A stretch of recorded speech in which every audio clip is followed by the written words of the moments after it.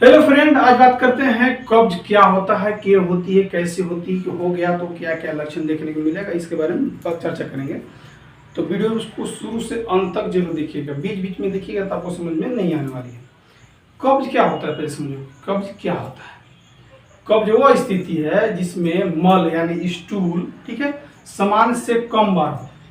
ठीक है, मतलब कहने का मतलब ये होता है कि मल बहुत सख्त हो जाता हो या मल त्याग करने में बहुत जोर लगाना पड़ रहा हो, ठीक है, सामान्य से कम हो रहा हो, यानी सप्ताह में सिर्फ 3 बार आपका स्टूल पास हो रहा हो, तो समझिए कि आपका कॉन्स्टिपेशन यानी कब्ज की समस्या है।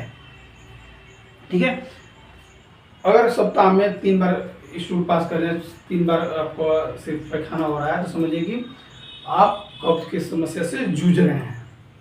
अब बात करते हैं कि कॉन्स्टिपेशन होने के क्या कारण है, ये था क्या होता है। अब बात करते हैं कॉन्स्टिपेशन यानी कब्ज होने के क्या कारण है। किसी भी इंसान में अगर कब्ज हो रहा है यानी कॉन्स्टिपेशन हो रहा है तो एक कारण से नहीं होता है, उसे होने के बहुत सारे कारण की वजह से होता है। जैसे पर्याप्त मात्रा में पानी नहीं पी रहा, उसकी वजह से हो सकता है। फाइबर, भोजन तो कर रहा है लेकिन फाइबर जिसमें फाइबर की मात्रा कम हो, उस भोजन कर रहा हो। हरी साग सब्जी सलाद की मात्रा कम कर रहा हो, ठीक है, खाना का व्यायाम वो नहीं कर रहा, नहीं बराबर कर रहा है, तो मल की इच्छा बार बार होना ये भी हो सकता है। तनाव, चिंता या अनियमित दिनचर्या की वजह से भी कब्ज की समस्या हो सकता है। साथ साथ में कुछ में ऐसा भी देखा जाता है कि कुछ दवाइयों के साइड इफेक्ट या दुष्प्रभाव की वजह से हो सकता है, या आयरन में जो व्यक्ति आयरन ज़्यादा मात्रा में सेवन करते हैं, मेडिसिन खाते हैं या दर्द की दवा ज़्यादा मात्रा में इस्तेमाल करते हैं, उसको भी हो सकता है। गर्भावस्था के दौरान भी होता है, बढ़ती उम्र के हिसाब से होता है। ठीक है, कुछ बीमारियां जैसे कि थायराइड, मधुमेह, ठीक है, आंतों की समस्या किस प्रकार से हो, तो उसमें एक कॉन्स्टिपेशन होने के कारण हो सकते हैं। और बात करते हैं कि कॉन्स्टिपेशन कब होता है, किसी भी इंसान में कॉन्स्टिपेशन कब होता है। किसी भी इंसान में कॉन्स्टिपेशन होता है जैसे कि लंबे समय तक वो पानी कम पी रहा तो हो सकता है। साथ साथ में लगातार जंक फूड और फाइबर भोजन का इस्तेमाल कम कर रहा है तब हो सकता है। यात्रा के दौरान उसका दिनचर्या चेंज हो गया हो, उसको वजह से हो सकता है। लंबे समय तक बिस्तर पर लेटा रहता है, उसकी वजह से हो सकता है। गर्भावस्था के दौरान भी हो सकता है।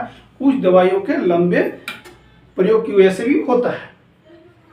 अब बात करते हैं कि कॉन्स्टिपेशन हो गया तो क्या क्या लक्षण देखने को मिला है। किसी व्यक्ति में अगर कॉन्स्टिपेशन हो जाता है तो उसे एक प्रकार के लक्षण नहीं, बहुत सारे प्रकार के लक्षण देखने को मिल सकते हैं। जैसे मल सख्त हो जाएगा, मल सूख हो जाएगा, ठीक है, मल त्याग करने पर उसको क्या होगा, जोर लगाना पड़ सकता है, ठीक है, पेट फूल सकता है, भारीपन भी हो सकता है, साथ साथ में पेट में दर्द हो सकता है, ऐठन भी हो सकता है जिसको मलोर कहते हैं, ठीक है, मल त्याग के बाद पेट साफ अच्छी तरह से नहीं हो सकता है और गैस भी बनेगा साथ साथ में, ठीक है, भूख उसको कम लगता है कॉन्स्टिपेशन वाले मरीज को, ठीक है, ये था लक्षण। अब बात करते हैं समाधान। समाधान, किसी व्यक्ति के कॉन्स्टिपेशन हो गया तो समाधान क्या करना होगा।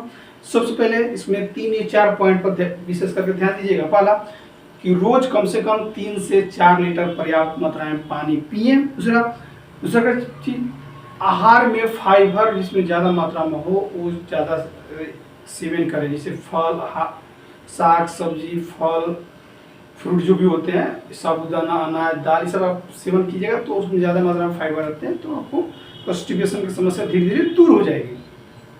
ठीक है, व्यायाम को नियमित रूप से करना होगा। ठीक है, सुबह मल त्याग की आदत बनाना होगा कि सुबह उठे तो मल त्याग करते हैं कि नहीं 2 घंटा 3 घंटा बाद मल त्याग करेंगे। कोई क्या बात करता है कि बीड़ी सिगरेट या खैनी खाता है तब मल त्याग करता है, तो ऐसा नहीं होना चाहिए।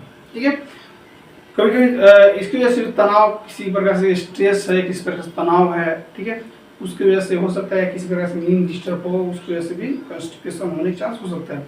लेकिन ये सबसे आपको दूर रहना है, तब आप कॉन्स्टिपेशन से दूर हो सकते हैं। ठीक है, ठीक है दोस्तों, अगर किसी प्रकार से डाउट हो तो एक बार कमेंट करके जरूर बताइएगा, उस डाउट में पूरा करने की कोशिश करूँगा। तब तक के लिए बाय बाय।